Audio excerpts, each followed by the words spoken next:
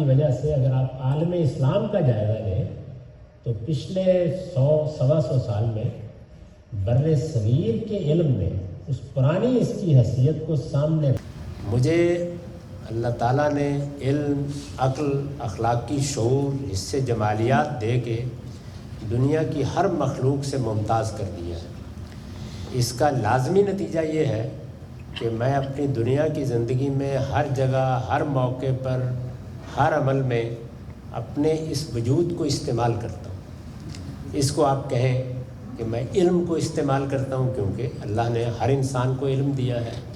جانوروں کے مقابل میں ہر انسان عالم ہے، اور اسی طرح اللہ نے اس کو عقل عطا کی ہے۔ تو آپ دنیا میں کوئی کاروبار کریں، آپ معاملہ کریں، آپ نکاح طلاق کے معاملات میں جائیں، آپ کسی معاشرے کا حصہ بنیں، جو کچھ بھی آپ کریں، سیاست، معیشت، معاشرت، وہاں آپ اپنی عقل سے کام لے کے تدبیر کرتے ہیں۔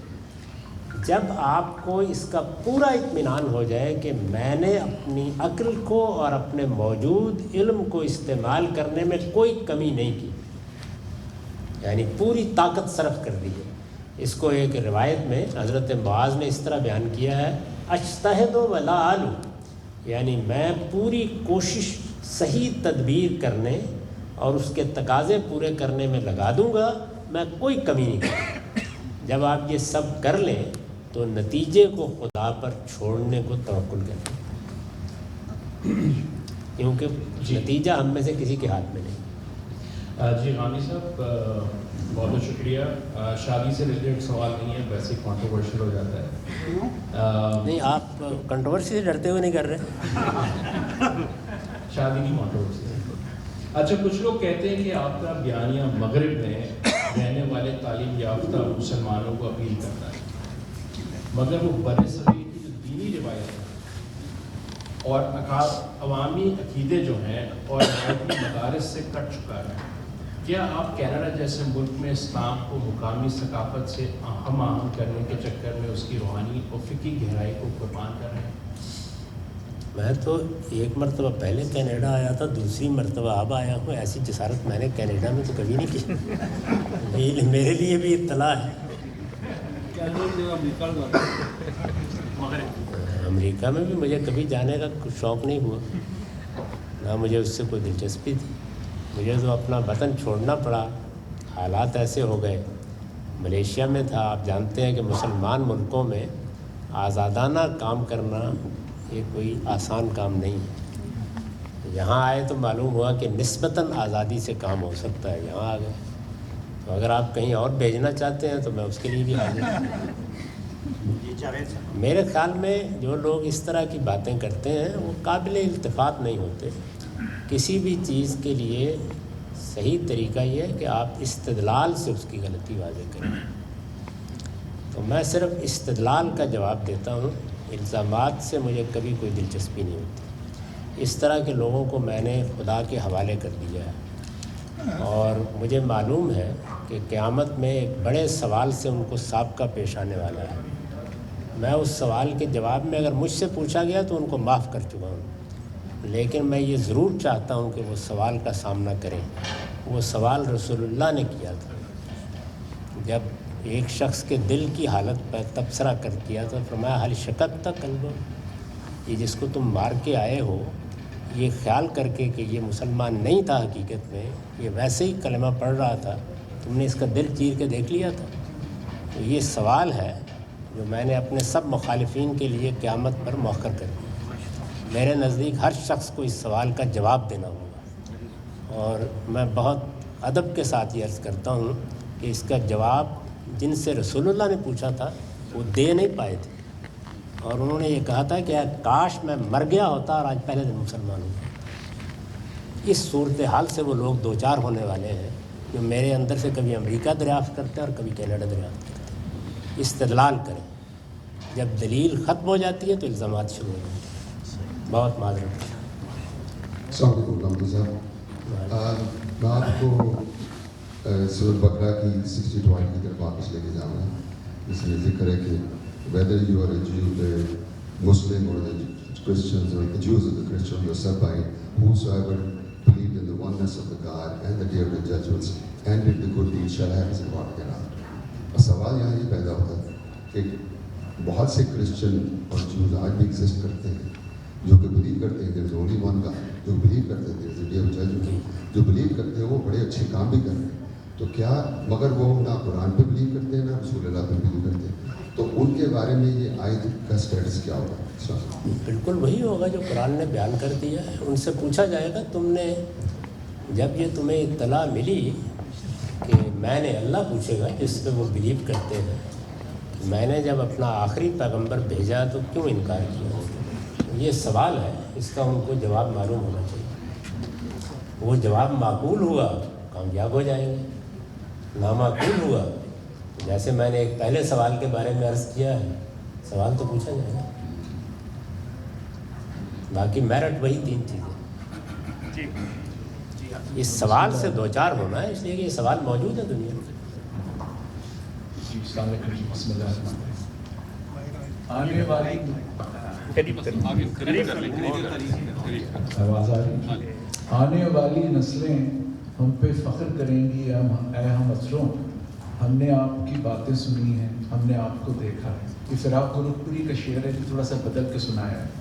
और हज़रत मैंने आपकी हज़रत ईसा के नज़ूल के सिलसिले में सारी वीडियोस बड़ी तफसील से कई दफ़ा देखी, और इसी से रिलेटेड एक सवाल है कि जब आपको उठा लिया गया, अगर उन्होंने वापस नहीं आना तो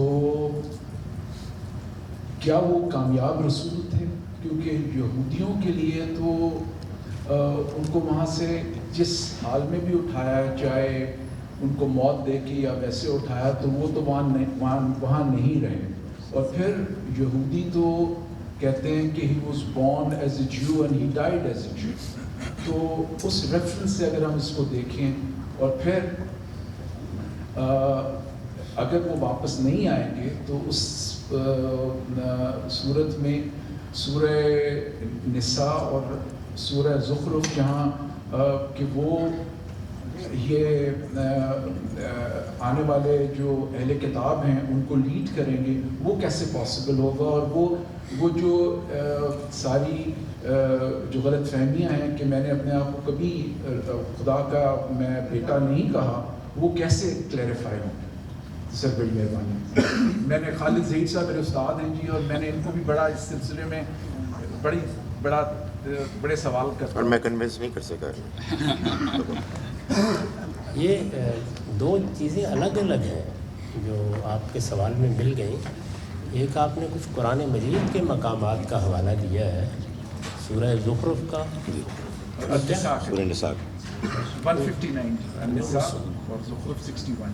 उसमें क्या कहा गया और क्या बात है कि जो आपको 59 में कि वो अहले किताब जो हैं वो सब उन पे ईमान ले आएंगे, तो अगर वो वापस नहीं आएंगे नहीं तो उन पे फिर कैसे? आपने जो मैंने गुफ्तगू की है वो आप कहते हैं आपने कई बार सुनी, कई दफ़ा सुनी.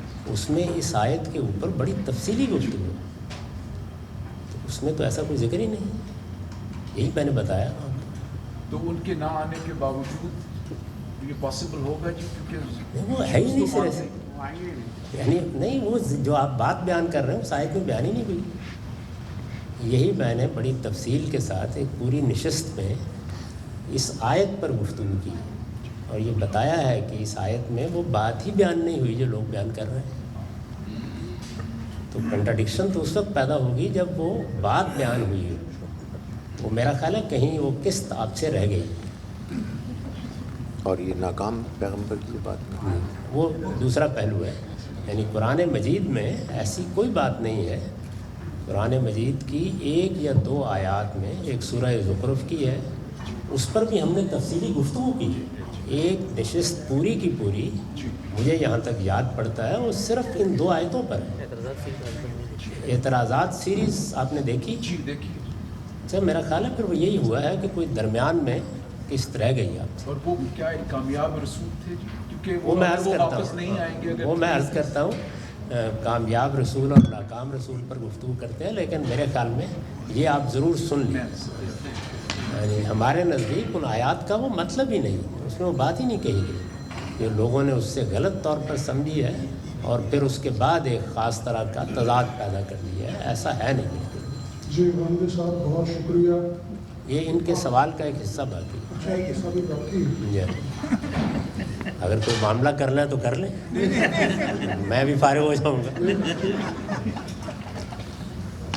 کامیاب سے آپ کی کیا مراد ہے؟ سر وہ 33 سال کی عمر میں ان کو اٹھا لیا. یہ بات بھی ٹھیک نہیں ہے. اور اس نشست میں جی آپ نے ذکر کیا اس کا بھی. یہ بھی بتایا ہے کہ ان کی عمر کے بارے میں یہ کہانی بالکل بے بنیاد ہے کہ وہ 33 سال میں گئے. اس میں یہ زیر بحث بھی آیا ہے 40 سے اوپر بھی ہو سکتا ہے. میں تو 50 سے اوپر کہا ہے. اور اس کی خود انجیل سے اس کی بنیاد بتائی ہے کہ یہ بات بھی ٹھیک نہیں, لوگوں میں ایک شہرت پا گئی. تو کامیاب رسول سے کیا مراد ہے؟ یہ اپنا پیغام وہ پہنچا سکے, کیونکہ یہودی تو ان کو وہ تو کوئی اس معیار پر تو کوئی بھی کامیاب نہیں ہوگا چند کے علاوہ. حضرت نوح اپنے بیٹے کو بھی قائل نہیں کر سکے, حضرت صالح اپنے گھر والوں کو بھی قائل نہیں کر سکے, کوئی کامیاب نہیں. تو رسولوں کے بارے میں یہ کامیابی کہ ان کی دعوت لوگ قبول کر لیں, یہ تو کم و بیش 5000 سال کی رسولوں کی تاریخ میں ایک حضرت یونس کامیاب ہوئے ہیں, وہ بھی بچھلی کے پیٹ سے واپس آ گئے. سب ناکام ہوئے. اس کو اگر ناکامی اور کامیابی کہیں, رسولوں کے بارے میں اللہ کا قانون کامیابی کا نہیں ہے. ان میں کہا ہے کہ تمہارے منکرین عذاب سے دوچار ہو جائے جب ہم تمہیں اٹھا لیں گے. اور اٹھانے کی بھی دونوں صورتیں قرآن نے بیان کی, اما نرینک بعض الذی نعدہم اور نتوفینک, یا تمہارے سامنے ہی اس کا سلسلہ شروع ہو جائے گا یا تمہارے دنیا سے رخصت ہو جائے گا. یہ نتیجہ نکلتا ہے. کامیاب تو 1-2 رسول ہوئے ہیں, باقی سب ناکام ہی ہوئے. یہ آخری 2 سوالات میں لوں گا, اس کے بعد ہم نماز پڑھیں گے. انس آپ سوال کریں.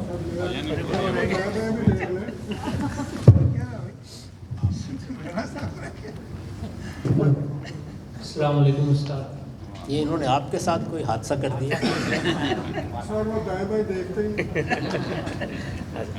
جی میرا سوال یہ تھا کہ جو حضرت عیسیٰ سے ریلیٹڈ اتمام حجت کا جو آپ نے لا بتایا تھا کہ مسلمان اور مسیحی اپر ہینڈ ہوگا ان کا تا قیامت اور یہودیوں کا لوور ہینڈ. تو میں بس یہ پوچھ رہا تھا کہ اس کو ہم لائک مسلم لیڈرشپ اس کو لے سکتی ہے, like one of the objectives کہ اپنے مسیحی بھائیوں کے ساتھ کولیبریٹ کرے اور ان کے ساتھ آگے بڑھے. اور لاسٹ ہوپ فلی بس چھوٹی سی ایک اور سوال تھا ریگارڈنگ پولیگیمی کہ جی مسلمانوں کو اللہ تعالیٰ نے بھی یہی بتایا ہے کہ مسیحی ان کے قریب ہیں, قریب رہیں گے, اور مسیحیوں کے ساتھ ان کی دلی محبت بھی ہوگی, اور مسیحیوں کے دل میں بھی اللہ نے یہ محبت ڈالی ہے. یہود کے بارے میں یہ بتایا گیا ہے کہ اشد و عداوتاً رہیں گے, یعنی ان کا معاملہ سخت رہے گا. یہ بات ٹھیک ہے. اور جو روایتوں میں بیان ہوا ہے اس میں بھی یہی ہے کہ آخری مارکے میں مسیحی اور مسلمان مل کے اقدام کریں گے. جی بسم اللہ الرحمن الرحیم. غامدی صاحب بہت شکریہ کہ بالآخر میری باری آ گئی. تو میرا سوال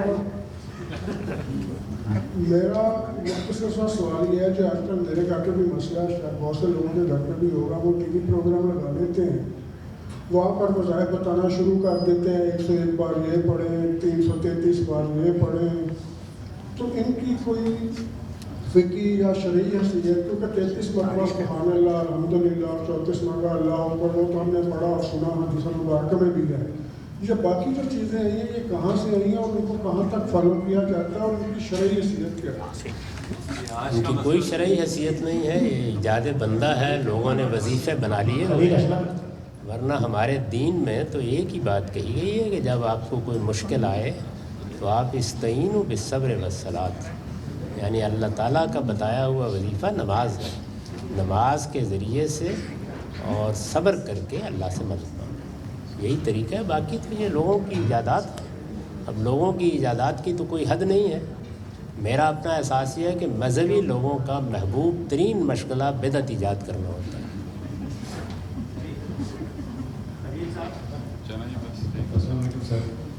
سر میرا چھوٹا سا سوال تھا آپ سے کہ یہ جو ہماری پوری مسلمان امت ہے اس میں زیادہ تر اس وقت لوگوں کا مطلب جو اسلام پہ عمل کرنے کا طریقہ ہے وہ لگتا یہ ہے، میرا احساس ہے کہ وہ صرف ظاہر پرستی ہے.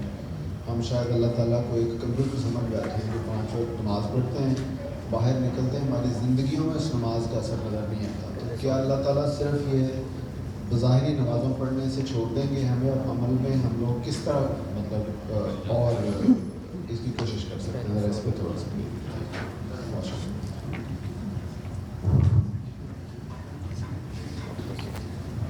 اللہ تعالیٰ اپنے پورے دین کے بارے میں پوچھیں گے، اور اس میں ایک بہت بڑا حصہ، یعنی بلکہ سب سے بڑا حصہ اخلاق کی تعمیر کا. یعنی اللہ تعالیٰ نے جنت کے لیے پاکیزگی کو شرط قرار دیا ہے، اور اس میں جو پاکیزگی سب سے بڑھ کر مطلوب ہے وہ اخلاقی معاملات میں. تو اس لیے اس کی اہمیت ہمیں لوگوں کو سمجھانی بھی چاہیے، بتانی بھی چاہیے. یہ اہمیت نہیں بتائی جاتی. عام طور پر نماز روزے ہی کو دین بنا کے پیش کر دیا جاتا ہے. یہ تعلیم کی غلطی ہے، اس کو دور کرنے کی صحیح کرنی چاہیے. بہت شکریہ. السلام علیکم سر. میں آپ کے بہت سالوں سے لیکچر بھی سن رہی ہوں اور لرن کرنے کی کوشش کرتی ہوں، اپنے بچوں کو بھی ٹیچ کرنے کی کوشش کرتی ہوں. میرا سوال چھوٹا سا غزہ فلسطین کے بارے میں، جو وہاں پہ ہو رہا ہے، آپ ہمیں سکھا سکتے ہیں کہ کس طرح ہم اپنے دلوں کو کچھ قرار دے سکیں کہ یہ جو مسئلہ ہے یہ چلتا چلا جا رہا ہے، اس میں کوئی کمی نہیں آ رہی، اور جو ظالم ہے وہ اپنے ظلم میں اور زیادہ ڈٹ رہا ہے. تو ہم ایسا کیا کر سکتے ہیں یہاں بیٹھ کے کہ ہمارے دلوں کو کم سے کم کوئی آسرا ملے کہ یہ چیز ختم ہوگی ایک دن آئے گا؟ اس موضوع پر میں نے بڑی تفصیلی گفتگویں کی ہیں، وہ اگر آپ چاہیں تو سن لیں. اس وقت کیونکہ وقت ختم ہو رہا ہے کم و بیش، تو اس لیے تفصیلی بات کرنا تو ممکن نہیں ہے. مختصر سی بات میں عرض کر دیتا ہوں. جب بھی کبھی کسی جگہ اس طرح کی صورتحال پیدا ہوتی ہے، وہ یمن میں پیدا ہو، وہ لیبیا میں پیدا ہو، وہ سوڈان میں ہو، وہ فلسطین میں ہو، یوکرین میں ہو، کسی بھی جگہ ہو، تو ایک پہلو ہوتا ہے کہ عام لوگ متاثر ہوتے ہیں اس سے. عام لوگ اس کا ہدف بنتے ہیں. دنیا میں اگرچہ یہ اصول طے ہے کہ نان کمبیٹنٹس کو نقصان نہیں پہنچنا چاہیے، لیکن پہنچتا ہے. اور یہ چیز آپ فلسطین میں بھی دیکھ رہے ہیں، اور بہت سی جگہوں پر بھی. کیونکہ فلسطین کا ذکر زیادہ ہوتا ہے، لوگوں کو معلوم نہیں ہے کہ اس وقت اتنی بڑی تعداد دنیا سے یمن میں بھی رخصت ہو چکی. 3,77,000 لوگ مارے جا چکے ہیں. 11,000 بچے وہاں پہ ہم مسلمانوں نے مارے ہیں ایک دوسرے کے. تو اس لیے جہاں جہاں بھی لوگ اس طرح کی کسی صورتحال سے دوچار ہوں، آپ ان کی مدد کر سکتے ہیں دعا کر کے، اخلاقی طور پر ان کا ساتھ دے کر، یا اس سے آگے بڑھ کر اگر کوئی مالی مدد کر سکتے ہیں، ان تک کوئی مال دولت کچھ چیز پہنچا سکتے ہیں، وہی آپ کر سکتے ہیں. اس کے علاوہ ظاہرہ کچھ اور نہیں ہو سکتا. دوسری مدد یہ ہے کہ مسلمانوں کی مذہبی قیادت اس ظلم کا اصلاً باعث بن رہی ہے. ان کے زاویہ نظر کو درست کرنے کی کوشش کی. یہی میں نے کوشش کی ہے، اور الحمدللہ حسب سابق بہت گالیاں کھائیں. جی السلام علیکم. میرا نام فیاض حیدر ہے. میرا ایک چھوٹا سا سوال ہے کہ عذاب قبر سے متعلق، کہ جب قبر میں عذاب ہو ہی گیا کسی کو، تو پھر قیامت کے دن اللہ میں کیا فیصلہ کریں گے؟ کبھی اس موضوع پر جو کچھ میں نے کہا یا لکھا ہے وہ کچھ پڑھنے یا دیکھنے کا موقع ملا آپ کو؟ خیر چلیے کسی وقت اس کو تفصیل سے دیکھ لیجیے. اب چونکہ وقت بالکل ختم ہو رہا ہے. بہت سادہ بات ہے کہ اللہ تعالیٰ جو محاسبہ کر رہے ہیں اس میں دونوں کام ہو رہے ہیں. بعض لوگوں کے لیے قیامت دنیا سے شروع ہوتی ہے، وہ دنیا میں بھی عذاب سے دوچار ہوتے ہیں، قبر میں بھی رہیں گے، اور قیامت کے دن فرمایا ہے قرآن میں کہ یردون الی اشد العذاب. یہ بڑی محدود متعین تعداد ہے ان لوگوں کی، خاص طور پر رسولوں کے مخاطبین اسی عذاب سے دوچار ہوتے ہیں. باقی لوگ قیامت میں اٹھیں گے، حساب کتاب ہوگا، اس کے بعد سب کچھ ہوگا. آپ اطمینان رکھیں، آپ کو سلا دیا جائے گا. اس میں الفاظ بھی یہ ہیں کہ ایسے سلا دیا جائے گا جیسے ایک پہلے دن کی دلہن کو سلا دیا جاتا ہے. بہت شکریہ آپ کا. جی السلام علیکم. میرے دو سوال ہیں. पहला तो आपने हल कर दिया, जो तमाम उलमा आज तक हमको मुनकर हदीस कह के काफिर बनाते थे, तो आज से हम मुनकर हदीस नहीं हुए, मुनकर तारीफ हुए। तो ये तो बात वाज़ेह हो गई। दूसरा एक सवाल ये था मेरा कि मैं आपसे ये पूछना चाहता हूँ, हम जिस कंट्री में रह रहे हैं, यहाँ पे जो गोश्त कट रहा है वो सिर्फ बिजनेस के मकसद से कर रहा है, उसमें कोई ईसाई या हिंदू या सिख नहीं काट रहा, बल्कि उसका मकसद ये है कि ये एक बिजनेस है उसका और वो काट रहा है। तो क्या वो गोश्त हम खा सकते हैं, जो क्योंकि 99% यहाँ बच्चे खाते हैं, अम्मी अब्बा को नहीं बताते हैं, अम्मी अब्बा भी खा रहे हैं लेकिन दूसरे को नहीं बता रहे। तो मेरा सिर्फ ये सवाल है आपसे कि इसको वाज़ेह कर दें जैसे आपने अभी तारीख और हदीस को कर दिया। Thank you very much. गोश्त खाने के लिए आप जब किसी जानवर की जान लेते हैं तो उस पर 2 शर्तें लाजिम हैं। उसका खून निकलना चाहिए और उसकी गर्दन अल्लाह के नाम पर कटनी चाहिए। ये शराइत पूरी नहीं हुई तो गोश्त हलाल नहीं हो सकता। इसीलिए अल्लाह ताला ने इस मामले को मेरे या आपके जवाब पर नहीं छोड़ा, इसका जवाब खुद दिया है, वला ताकुलू मिम्मा लम युज़कर इस्मुल्लाहि अलैह, सूरह अनाम की गालिबन 121 आयत। ऐसा कोई गोश्त तुम हरगिज़ नहीं खाओगे जिस पर अल्लाह का नाम लिए बगैर उसे ज़िबा कर दिया जाए। अस्सलाम जी, अगर मैं यहाँ पे टैक्स देता हूँ, पूरा टैक्स देता हूँ और आई बिलीव कि मेरी ज़कात उसी में से ही कट जाती है, तो अगर उसके बावजूद मैं ज़कात देता हूँ तो उसको क्या कहा जाएगा? ज़कात नहीं तो what do we call it? नेकी, खैर, इन्फाक। ज़कात तो आपकी अदा होगी। जैसे ही आपने रियासत का हक़ अदा कर दिया, वो जाहिर है कि यहाँ ज़कात के नाम पर नहीं है तो मुसलमान मुल्कों में भी नहीं है, अदा हो गया। इसके बाद फिर अल्लाह की खुशनुदी के लिए आप जितना चाहे खर्च करें। जी, मेरा सवाल ये है कि नमाज फ़र्ज़ है, ये सबको पता है, लेकिन इसके बारे में क्या ख्याल है कि लोग कड़क कपड़े पहन के जुम्मे की नमाज़ पढ़ने तो चले जाते हैं, बट कोई बीमार अगर पड़ा हुआ हो जिसको ज़रूरत हो आपसे मुलाकात, उसके पास कोई नहीं जाता पढ़ने के लिए, इसके बारे में इस्लाम क्या कहता है? और लोग बुरी तरह, इतनी बुरी तरह एक दूसरे से बात करते हैं, इधर नमाज पढ़ी और उधर तकब्बुर, गुरूर और सब कुछ स्टार्ट। इसी पर हमने बहुत बात की है कि लोगों को इसका एहसास नहीं। हमारे दीन में सबसे ज़्यादा अहमियत अखलाक की पाकीज़गी की है। रसूलुल्लाह ने बहुत सख्त तंबीह फरमाई है कि कितने लोग हैं जिनकी नमाज़ें, इनके रोज़े बिल्कुल ज़ाये हो जाएंगे जब उन्होंने लोगों के साथ बुरा सलूक किया हो।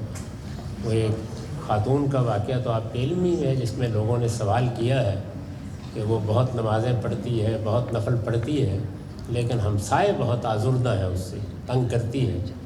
तो आपने फरमाया जहन्नम में जाएगी। पूछा गया कि अगर वो फ़र्ज़ नमाज़ पढ़ लेती है, फ़र्ज़ रोज़े रख लेती है, लेकिन लोगों से बहुत अच्छा सलूक है, फरमाया जन्नत में जाएगी और आला तरीन जगह पर। इसी तरीके से घर वालों के साथ आपका सलूक क्या है, बीवियों के साथ, शौहरों के साथ, सबसे बड़ी बशारत दी है। बल्कि ये कहा है कि मैं सबसे बेहतर अपने घर वालों के साथ हूँ, इसमें मेरी पैरवी किया करें।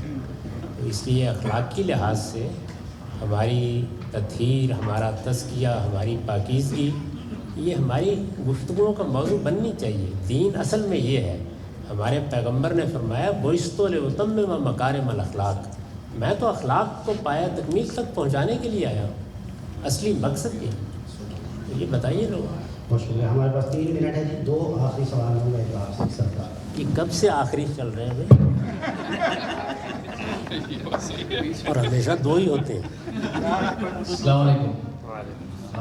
मेरा एक सवाल है, Does Allah really respond to your questions? I mean prayers. For example, मैंने एक बुक रीड की है, The Power of Your Subconscious Mind. आप किसी चीज़ को चाहने की पूरी शिद्दत से चाहने की कोशिश करते हैं, वो आपको मिल जाती है सबकॉन्शियसली।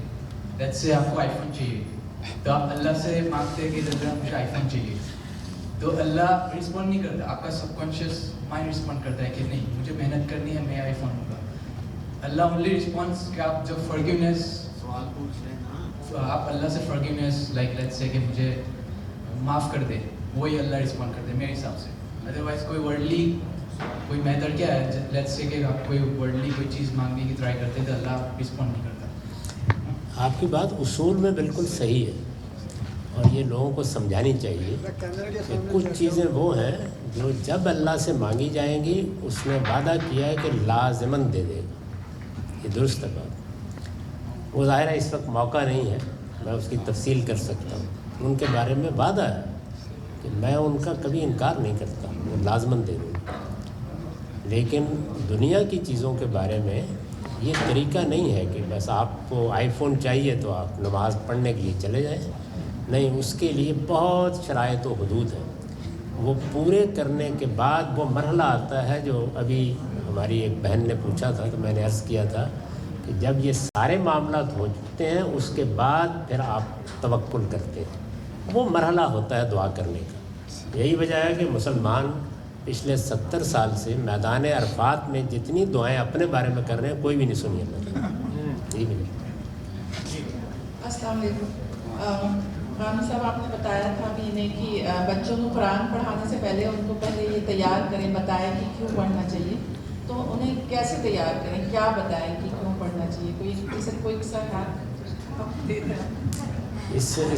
इस बात के दो पहलू हैं। एक है जो कुरान मजीद पढ़ने की स्किल पैदा करना है, वो तो बल्कि उनके शऊर की उम्र को पहुंचने से पहले पैदा कर देनी चाहिए, वरना होगी नहीं। उसका ताल्लुक स्किल से, यानी ये उन्होंने एक दूसरी ज़ुबान को पढ़ना सीखना है, जिसको आप नाजरा कुरान पढ़ना कहते हैं।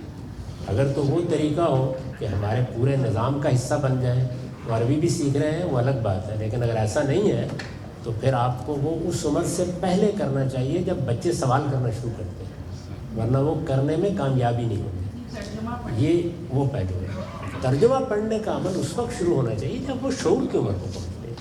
तो बच्चा जब शऊर की उम्र को पहुँचे उस वक्त आपको इस्लाम का इल्म देना चाहिए उसे पहले, इस तलकीन से पहले कि तुम इस्लाम पर अमल करो। वो इल्म देने का काम हमारी सोसाइटी करती नहीं है। क्यों नहीं करती? इसलिए कि हमारे माँ बाप ने नहीं किया, वहाँ वो चल गया। हमारी तहजीब थी, हमारी माशरत थी, हमारी नानी, हमारी दादी, फ़लाँ ने ये नसीहत की, फ़लाँ ने ये बात की, और फिर एक माशरे की कल्चरल रवायत होती है, उसमें इंसान जीता है। अब आपके बच्चे जिस माहौल में रह रहे हैं उसमें आप इस्लाम को जब वो शऊर की उम्र को पहुँचे तो इल्म बनाइए। उसमें हमने कुछ खिदमत की है, उससे आप फ़ायदा उठा सकती हैं अगर आप इन लोगों से रब्ता करें। खातिन हज़रात, एक दफ़ा फिर आप सबके बिहार पे मैं उस्ताद मोहतरम का शुक्रिया अदा करता हूँ। जज़ाकल्लाह खैर, आपकी तशरीफ़ आवरी का भी और आपके वक्त का भी।